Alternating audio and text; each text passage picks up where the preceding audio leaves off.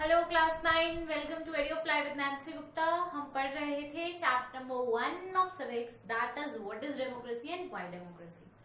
Right, previous lectures में videos में हमने देखा कि व्हाट इज डेमोक्रेसी, ठीक है, कि आप कैसे पहचानोगे कि this is actually a democracy. तो हमने उसकी डेफिनेशन देखी जो हम काफी सालों से पढ़ते आ रहे थे, बहुत कॉमन सी डेफिनेशन, और उसके बाद हमने कुछ फीचर्स भी डिस्कस किए। राइट, आज हम पढ़ेंगे वाई डेमोक्रेसी के आर्ग्यूमेंट्स, यानी कि तर्क, कि ये डेमोक्रेसी है, बेहतर है, लेकिन इसमें क्या पॉजिटिव है और क्या नेगेटिव है, क्योंकि हर चीज में कुछ पॉजिटिव और नेगेटिव एस्पेक्ट्स होते हैं, उसके प्रॉज एंड कॉन्स होते हैं।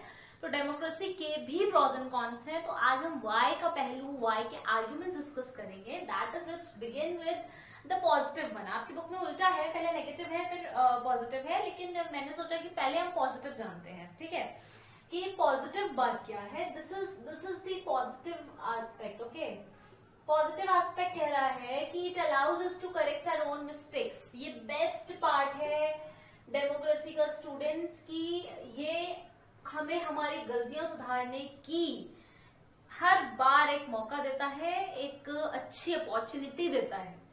कैसे? मान लीजिए आपने सिलेक्शन में एक ऐसा लीडर चुन लिया जिसने बातें तो बहुत बड़ी बड़ी की, लेकिन आपके लिए काम कुछ भी नहीं किया, तो क्या नेक्स्ट टाइम आप उसको वोट दोगे? नहीं। तो वो नेक्स्ट टाइम आएगा, इसकी श्योरिटी क्या है? इसकी श्योरिटी कॉन्स्टिट्यूशन देता है आपको और डेमोक्रेसी देती है। आप याद करिए परवेज मुशर्रफ का केस, जहां पर परवेज मुशर्रफ को एक बार लोगों ने इलेक्ट कर दिया, रॉन्ग डिसीजन लिया। उसके बाद परवेज मुशर्रफ ने दूसरा ऐसा कभी कोई वक्त नहीं आने दिया जब लोग अपनी गलती को सुधार पाए, ठीक है। पर इंडिया में, हमारे कॉन्स्टिट्यूशन में, डेमोक्रेसी में ऐसा होता है बिकॉज वी बिलीव कि जो लीडर्स हैं वो कॉन्स्टिट्यूशन को फॉलो करते हैं, कॉन्स्टिट्यूशन लीडर्स को फॉलो नहीं करता। तो वो कॉन्स्टिट्यूशन को बदल नहीं सकते, बस उसको फॉलो करेंगे। और ये कॉन्स्टिट्यूशन में लिखा है कि after every 5 years election will be held, ठीक है, तो गलती सुधार सकते हैं आप। अब देखो आर्ग्यूमेंट्स अगेंस्ट डेमोक्रेसी। अब इसके नेगेटिव एस्पेक्ट्स बहुत सारे हैं, 6 एस्पेक्ट्स हैं स्टूडेंट्स। इनका एक्सप्लेनेशन मैं आपको वीडियो में एक्सप्लेन कर रही हूँ, मैंने यहाँ लिखा नहीं है। आप भी इसको समझ लीजिए और कोशिश करिएगा खुद से लिखिएगा। Civics is not at all a difficult subject, right. Leaders keep changing in a democracy, this leads to instability. This is leads to instability. Fine. जो हमारे लीडर्स हैं वो बदलते रहते हैं डेमोक्रेसी में, तो उससे एक इनस्टेबिलिटी आ जाती है। अब मैं आपको हर एक पहलू का एक एग्जांपल दूंगी। जैसे कि अभी हम बात कर रहे थे कि हमें हमारी गलती सुधारने का मौका मिलता है। तो एक गलत लीडर आया, उसने एक गलत डिसीजन लिया, अगली बार हमने लीडर बदल दिया, नया लीडर आया, यानी कि पहले जो पुराना लीडर था वो अपने हिसाब से काम कर रहा था, उसकी पॉलिसीज अलग होंगी, प्रोग्राम्स अलग होंगे, तौर तरीके अलग होंगे, कोड ऑफ कंडक्ट अलग होगा, रूल्स रेगुलेशन अलग होंगे। अब जो नया लीडर आया है वो अपने नए रूल्स रेगुलेशन लाएगा, वो फिर चीजें बदलेगा, उसके लिए फिर कुछ और होंगे नियम कायदे कानून, ठीक है। तो जैसे कि आपको ये बात पता होगी कि एक टाइम था जब बहुत सारे गवर्नमेंट जॉब में इंटरव्यू का सेशन मस्ट हुआ करता था, वो एक गवर्नमेंट का डिसीजन था। नेक्स्ट गवर्नमेंट ने आके बोला कि इंटरव्यू कैंसिल कर दो, क्योंकि इंटरव्यू में बहुत ब्राइट चलता है, तो इंटरव्यू नहीं होंगे, तो वो कैंसिल हो गया। तो उस तरीके से क्या हो रहा है, एक ही चीज में बार बार बदलाव आ रहे हैं, अमेंडमेंट आ रहे हैं, जिसकी वजह से इनस्टेबिलिटी क्रिएट हो जाती है। नेक्स्ट पॉइंट देखेंगे, democracy is all about political competition and power play, there is no room for morality. बहुत बढ़िया पॉइंट है। अगर आप देखेंगे तो पार्टीज एक दूसरे से सिर्फ कम्पीट कर रही है इलेक्शन जीतने के लिए। They want a seat, they want a government, ruling government, और उनका मुद्दा सिर्फ यह है कि कैसे भी सामने वाली पार्टी हार जाए। सही गलत भूल जाते हैं जब इलेक्शंस आते हैं। तो you must have seen people doing anything for securing your votes in their favour, right. वो ब्राइब करते हैं, वो मैल प्रैक्टिसेस करते हैं, वो फ्रॉड करते हैं। ये सब आप अपने एग्जाम्पल्स में देख चुके हो पहले भी, कि सब कुछ करते हैं जीतने के लिए, तो अपनी मॉरल एथिक्स कहीं भूल जाते हैं डेमोक्रेसी में। ये एक नेगेटिव पॉइंट है। Due to consultation leads to delays. What decision leads to delays? यहां आएगा डिसीजन लीड्स टू, ठीक है। कंसल्टेशन की वजह से क्लास 8 में बच्चों आपने ये पढ़ा है कि बिल अगर पास होना है, लॉ अगर बननी है, तो वो बहुत सारे कंसल्टेशन के एक प्रोसेस से होकर जाएगी। दैट मीन्स पहले लोकसभा में रेज होगा कंसर्न, फिर 3 पहलू में उसको वोट मिलेंगे, फिर राज्यसभा जाएगा वही कंसर्न, फिर 3 पहलू में वोट लेगा, उसके बाद प्रेसिडेंट सिग्नेचर के ले जाएगा। तो ये इतना करने में कई बार तो सालों लग जाते हैं क्योंकि चीजें रिजेक्ट हो जाती हैं।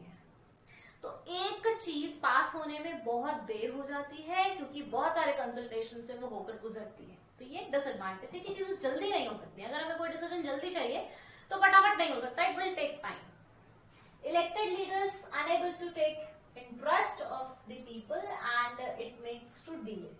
कई बार क्या होता है कि लीडर जीतने से पहले आपसे वादे बहुत सारे करता है, ठीक है, जीतने के बाद वो आपका इंटरेस्ट एंटरटेन नहीं कर पाता, यानी कि आपको जिन चीजों में दिलचस्पी थी, आप जिन चीजों को बिलीव करते थे, आपने जिन चीजों को लेकर उसे जिताया था, वो नहीं करता। वो सिर्फ अपने लिए काम करता है, वो सिर्फ मनी मेकिंग, पावर प्ले, इन चीजों के लिए काम करता है। तो कई बार ये भी डिसएडवांटेज हो जाता है।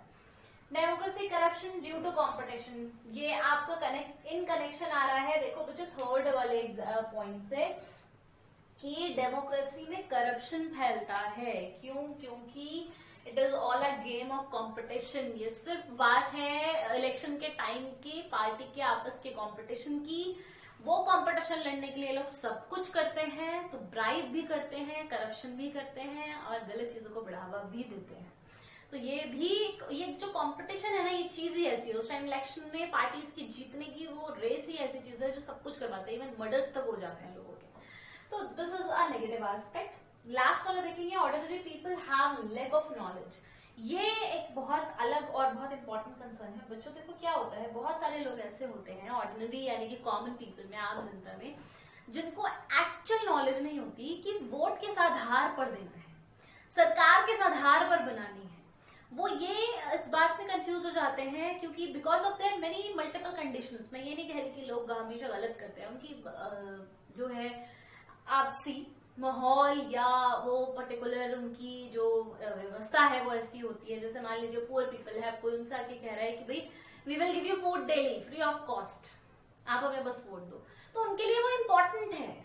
लेकिन वो अनअवेयर है कि मुझे वोट खाने के लिए नहीं देना है, मुझे वोट किस लिए देना है कि ये मुझे एक प्लेटफॉर्म दे जहां मैं जाके काम कर सकूं और कमा सकूं ताकि मैं जीवन भर खा सकूं। ये तो मुझे तभी तक खाना देगी ना जब तक 5 साल रहेंगे, लेकिन मुझे एक ऐसा प्लेटफॉर्म चाहिए कि मैं जिंदगी भर अपने दम पे खाना खा सकूं। तो ये जो समझ है, ये जो नॉलेज है चीजों को सही तरीके से करने की, ये ऑर्डिनरी पीपल में कई बार देखी गई है कि नहीं होती है। तो ये एक डिसएडवांटेज है, पीपल में लैक ऑफ नॉलेज होता है। एक लंबे संघर्ष के बाद तो हम इस स्थिति पर आए हैं कि आज 80 या 70% पीपल वोट देने जाते हैं।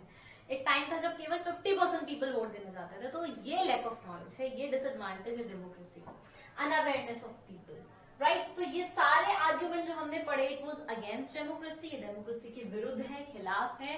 इन फेवर ऑफ डेमोक्रेसी एक सबसे बड़ा पॉइंट है that it allows us to correct our own mistake, ठीक है। तो ये ध्यान में रखिए, बहुत इंपॉर्टेंट है दोनों, क्योंकि ये वाई है। तो वाई का आज सिलसिला खत्म हो गया। अब पढ़ेंगे बच्चों ये डेमोक्रेसी का जनरल एकदम रूट, एकदम बेसिक चैप्टर था, ठीक। बहुत हद तक ये चैप्टर फिनिश हो गया है। अब हम पढ़ेंगे ब्रॉडर मीनिंग ऑफ डेमोक्रेसी, यानी कि इन छोटी छोटी बातों से, कंपटीशन से, पॉलिटिकल पार्टी से और डिसीजन से, पॉलिसीज से ऊपर भी क्या डेमोक्रेसी का कोई मतलब है? तो हाँ है, लेकिन अभी भी कुछ है जो डेमोक्रेसी को और भी ज्यादा बेहतरीन बना सकता है। जैसे आप कहेंगे कि क्या आप डेमोक्रेसी में खुश हैं? इतने सारे नेगेटिव एस्पेक्ट्स आपने देखे, इतने सारे आर्ग्यूमेंट्स आपने देखे against democracy. Are you happy? Still you are happy? No. सबसे बड़ी बात जो डेमोक्रेसी के ध्यान में रखनी है कि डेमोक्रेसी कभी भी किसी स्टेज पे परफेक्ट नहीं होती। ये लोग होते हैं, ये हम होते हैं जो उसको हर स्टेज पे परफेक्ट बनाते हैं। हम एक कमी ढूंढते हैं, अपोजिशन पार्टी बहुत सारी वीकनेसेस ढूंढती है रूलिंग पार्टी में, और वो कोशिश करती है कि डेमोक्रेसी रोज बेहतर हो, रोज उसमें कुछ नया हो, रोज बेहतरीन हो, कोई उसमें त्रुटि ना हो, किस तरीके की कोई प्रॉब्लम ना हो, एवरीथिंग गोज फाइन, ठीक है। तो ये मीनिंग अभी हमें समझना है। दो बातें पहले हम समझेंगे कि हम ब्रॉडर मीनिंग को पढ़ ही क्यों रहे हैं। हम ब्रॉडर मीनिंग को इसलिए पढ़ रहे हैं बच्चों because modern democracies involve such a large number of people that it's physically impossible for them to sit together and take a collective decision. When we say कि हमारे जो रिप्रेजेंटेटिव हैं वो हमारे लोगों से चुनकर आए, यानी कि सबके बिहाफ से आए, तो क्या वो सबके बिहाफ से आए हैं? एक्चुअल में कि अगर आपने, हो सकता है आपने किसी और को वोट दिया हो या आपने किसी को वोट नहीं दिया हो, और जो बंदा बैठा है तो कंट्री के बाहर तो लोग यही कहेंगे ना, ये बंदा आपने चुनकर बिठाया है, ठीक है? आप मतलब पीपल, मतलब सब आ गए, आप भी आ गए, आपके फादर भी आ गए, मदर भी आ गए, एवरीबडी, तो आप यही कहेंगे ना, ये मेरे से चुना हुआ, मुझसे करवा है, इवन दो ये पॉसिबल नहीं है। Everybody can not sit together and take a decision, हर कोई इन्वॉल्व नहीं होता।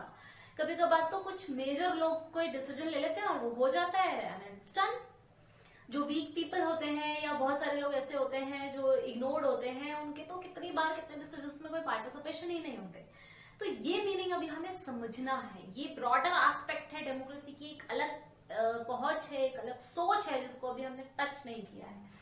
Also even if they could, citizens does not have time, desire, skill to take part in all decision। और अगर हम एक ऐसा बंदोबस्त भी कर लें कि जिसमें हर एक बंदे का पार्टिसिपेशन हो, वोट अगर हम हर एक 100% लोगों से कहें वोट दो, ठीक है, तो वो 100% पीपल भी अगर पार्टिसिपेशन करेंगे तो वो 100% पीपल उस पार्टिसिपेशन के बाद, वोटिंग के बाद, अपने हर डिसीजन में, सरकार जो भी डिसीजन ले रही है उसमें अपना टाइम नहीं देते, उसमें अपनी डिजायर एंड इंटरेस्ट शो नहीं करते, अपनी स्किल शो नहीं करते, कि वो, क्योंकि बहुत सारे लोग अपने बस मतलब की चीजें देखते हैं, लाइक व्यापारी मंडल है, ट्रेडर्स यूनियन है, तो वो अपने मतलब की चीजों में डिजायर और स्किल शो करता है, बाकी डिसीजंस मेकिंग में वो दूर रहता है, टच ही नहीं करता उसको। तो डेमोक्रेसी सिर्फ डेमोक्रेसी नहीं रहनी है, वो गुड डेमोक्रेसी होनी है, समझ रहे हो?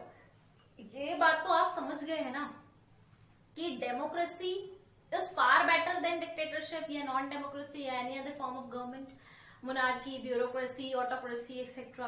लेकिन डेमोक्रेसी परफेक्ट नहीं है, डेमोक्रेसी अभी बेहतरीन नहीं है, उसको बेहतरीन बनाना है। We have to make it a very good democracy. कोई भी कंट्री डेमोक्रेसी में आज तक परफेक्ट नहीं हुई है, अभी भी परफेक्ट नहीं हुई है, वो स्ट्रगल कर रही है गुड डेमोक्रेसी बनाने के लिए, खुद को और खुद को स्टैब्लिश करने के लिए।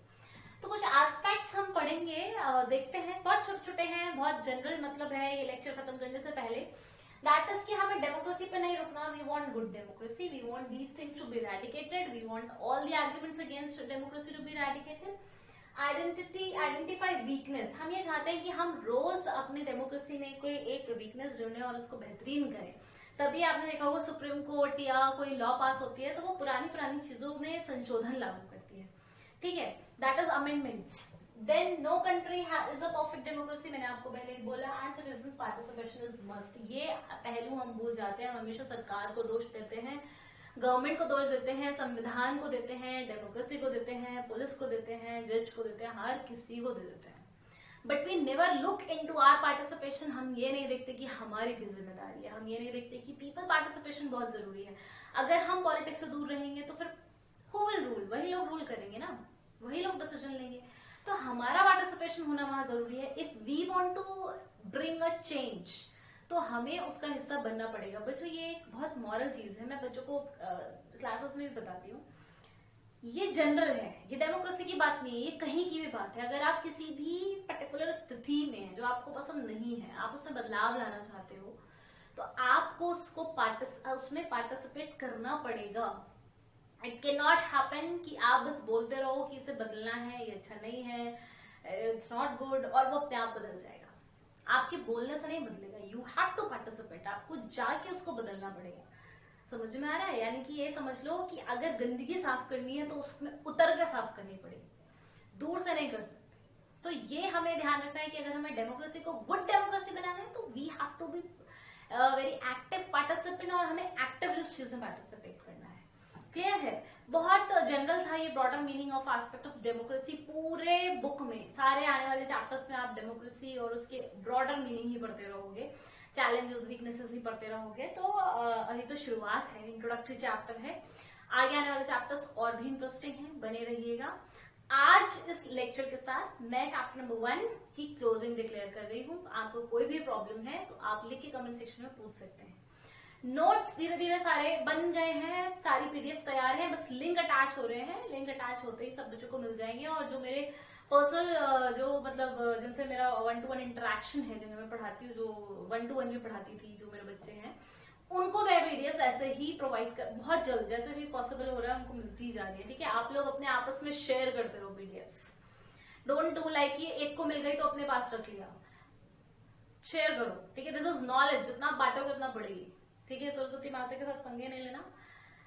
ठीक है, सबको मैंने बोला है सबको देना तो सबको दो, शेयर करो, उसको फॉरवर्ड करो। ठीक है, so all the very best, stay happy, stay healthy, bye bye.